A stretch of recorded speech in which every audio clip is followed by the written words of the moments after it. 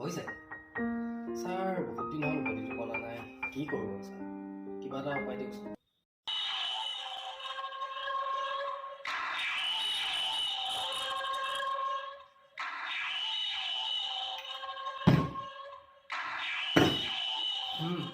কাইলৈ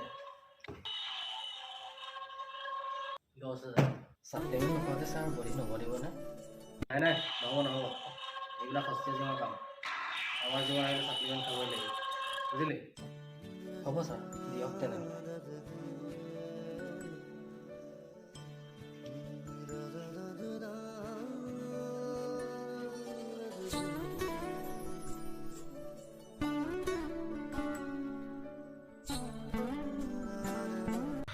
নমস্কাৰ বন্ধুসকল, আমি প্ৰায়বোৰ জিমতে দেখা পাওঁ যে নতুনকৈ জিম জইন কৰা ল'ৰা বা ছোৱালী এজনীয়ে যেতিয়া তেওঁৰ ট্ৰেইনাৰজনক সোধে, ছাৰ মোক বডি বনোৱাৰ বা ফেট লছৰ কিবা এটা টিপছ দিয়ক, তেতিয়া ট্ৰেইনাৰজনে প্ৰথমে ছাপ্লিমেণ্টৰ কথাই উল্লেখ কৰে।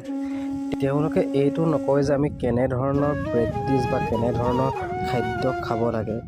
তেওঁলোকে ছাপ্লিমেণ্ট নহ'লেই যে একো নহ'ব তেনেকুৱা ধৰণৰ কথা কিছুমান উল্লেখ কৰে। কিন্তু এটা কথা জানি থওক যে আটাইতকৈ ডাঙৰ মেডিচিন হৈছে আমাৰ ঘৰুৱা খাদ্য আৰু প্ৰেক্টিছ, যিয়ে আমাক এটা নিৰোগী দেহ পোৱাৰ লগতে আমাৰ স্বাস্থ্য সুস্থ কৰি তুলিব।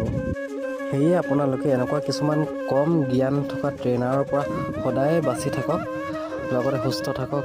ধন্যবাদ।